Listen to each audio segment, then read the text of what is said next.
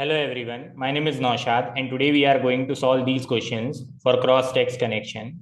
Here, first we will read this main question. Normally students start reading from here and then by the time they reach the main question, they will have already forgotten all of this. Then they will have to read it again. So first we should read this main question. Based on the text, how would Singh and Roy text 2 most likely respond to the research discussed in text 1? So first, Singh and Roy in text 2, how they are going to respond to this text 1. So in order to understand that, we need to read text 2 first. Text 2, governments in democratic countries function better when more people vote. However, forcing people to vote may have negative consequences. Shane P. Singh and Jason Roy. So Singh and Roy, they are these. Shane P. Singh and Jason Roy studied what happens when a country requires its citizens to vote. They found that when people feel forced to vote, they tend to spend less time looking for information about their choices when voting. As a result, votes from these voters may not reflect their actual preferences. So this is the main thing that they found out through their study, that votes from these types of voters, it does not reflect their actual preferences. So now we'll read text 1. Public policy researcher Anthony Fowler studied the history of elections in Australia, a country that requires citizens to vote. Fowler argues that requiring citizens to vote leads to a significant increase in voters who would otherwise not have the time or motivation to vote. Thus, election results in countries that require citizens to vote better reflect the preferences of the country as a whole. So here, it better reflects the preferences of the country as a whole. That is what is said in text 1. So here text 2, Singh and Roy believe that votes from these voters may not reflect their actual preferences, and text 1 is saying that it better reflects the preferences of the country as a whole. So they are going to disagree. Singh and Roy are going to disagree with this one because it is completely opposite of what they found in their study. So now we'll look at the options.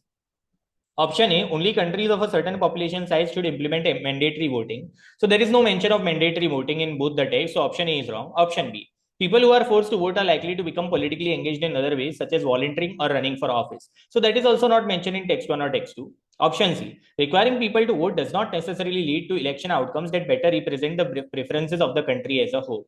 So that is mentioned here, that votes from these voters may not reflect their actual preferences. And here also they are saying it does not necessarily represent the preferences of the country as a whole. So that's why option C is correct. Now, second one. Again, we'll read the main question. Based on the text, both authors would most likely agree with which statement? So here they are asking authors would most likely agree with which kind of statement? So here we can read in any order. Text 1. The live music festival business is growing in event size and genre variety. So live music festival business is growing. With so many consumer options, organizers are finding ways to cement festival attendance as a special experience worth sharing. Special experience worth sharing. This phenomenon is linked to the growing experiential economy, where many find it gratifying to purchase lived experiences. To ensure a profitable event, venues need to consider the overall consumer experience, not just the band lineup. Now, text 2. Music festival appearances are becoming a more important part of musicians' careers. One factor in this shift is the rising use of streaming services that allow access to huge number of songs for a monthly fee, subsequently reducing the sales of full-length albums. With this shift in consumer behavior, musicians are increasingly dependent on revenue from live performances. So in both the cases, they are talking about live music festival business, that how it is people are more interested in this live music festival business. It is growing. People are buying this lived experiences, a special experience, and overall consumer experience is important, not just the band lineup. Means you cannot take famous bands and depend on them for earning money. The consumer experience is also important. Now text to here, it is saying the same thing, that music festival appearances, they are becoming more important for musicians because of rise of use of streaming services, and because now number of songs are available for a fee, they are not buying full length albums, and that's why musicians are also not making money from albums and they are dependent on live performances. So both of them can be we can conclude that both of them will agree that this live music festival business, it is growing, or we can say that it is becoming more important. That is what they are going to agree on. Option A, let us see. Consumers are more interested in paying subscription fees to stream music than in attending music festivals in person. So here this is wrong, because they are saying that consumers are more interested in paying subscription fees than in attending music festivals. So here they are saying the live music festival business is growing. If this was correct, then the live music festival should not be growing, it should be going down. So that's why option A is wrong. Option B, consumers' growing interest in purchasing experiences is mostly confined to the music industry. So here, although they have mentioned everything about music industry, they have not mentioned that this consumers' growing interest in purchasing experiences is limited only to this music industry. They have not mentioned that. So option B is also wrong. Option C, changing consumer behaviors are leading to changes in music related businesses. So that is correct. Because once upon a time here, they are saying only that full length albums are being bought, but now they are not buying it. Instead, they have shifted to streaming services. Because of that, they are not buying the albums. And one way for musicians is that they can go for live performances. From that, they are getting money. That was not the case before. With this shift in consumer behavior, here also it is mentioned, shift in consumer behavior. Here also, shift. Then here also we can see live music festival business is growing. And here they have said this, that it is becoming a growing experiential economy. And this, not just the band lineup, overall consumer experience is important. So venues need to consider all of this. So that's why we can say that consumer behavior is changing, and because of that, the business is changing. Option C will be correct. Then third one. Based on the text, how would the author of text 2 most likely respond to the researcher's perspective in text 1 on the behavior of the magpies without trackers? So here, author of text 2, how he is going to respond. So in order to understand that, we need to read text 2 first.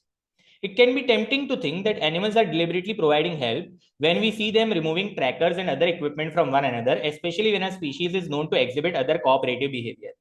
So it can be tempting to think that animals are deliberately providing help. This will underline, this is important. At the same time, it can be difficult to exclude the possibility that individuals are simply interested in the equipment because of its novelty, curiously pawing or pecking at it until it detaches.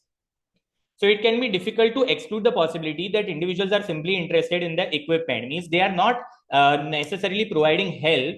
They are actually interested in the equipment. Now, how will this author respond to text 1? Text 1, Dominic Potwin and colleagues captured 5 Australian magpies to test a new design for attaching tracking devices to birds. As the researchers fitted each magpie with a tracker attached by a small harness, they noticed some magpies without trackers pecking at another magpie's tracker until it broke off. The researchers suggest that this behavior could be evidence of magpies attempting to help another magpie without benefiting themselves. So this is what they have concluded, that magpies are attempting to help another magpie without benefiting themselves.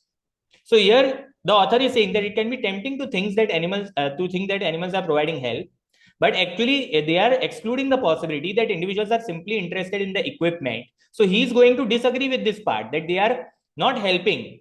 They are not helping without any benefit. They might be interested in the equipment. That is what the author will feel. So we can look at the options. Option A, that behavior might have been due to the novelty of the magpie's captive setting rather than the novelty of the tracker. So here they are saying magpie's captive setting. So that is wrong. Here they have mentioned that it is interested in the equipment, not the setting. So option A is wrong. Option B, that behavior likely indicates that the magpies were deliberately attempting to benefit themselves by obtaining the tracker. So this is also wrong. Option C, that behavior may not be the evidence of selflessness and pneumonia typical, because not all the captured magpies demonstrated it. So that is also wrong. Option D, that behavior might be adequately explained without suggesting that the magpies were attempting to assist the other magpie. So that is not necessary, that they were trying to assist the other magpie. We can also explain it without that purpose. It might be due to other reasons. So option D is the correct answer. I hope you understood this. If you have any doubt, you can mention it in the comment section. I will try to help in the comment section. If you found this video helpful, kindly like, share, and subscribe. Thank you for watching.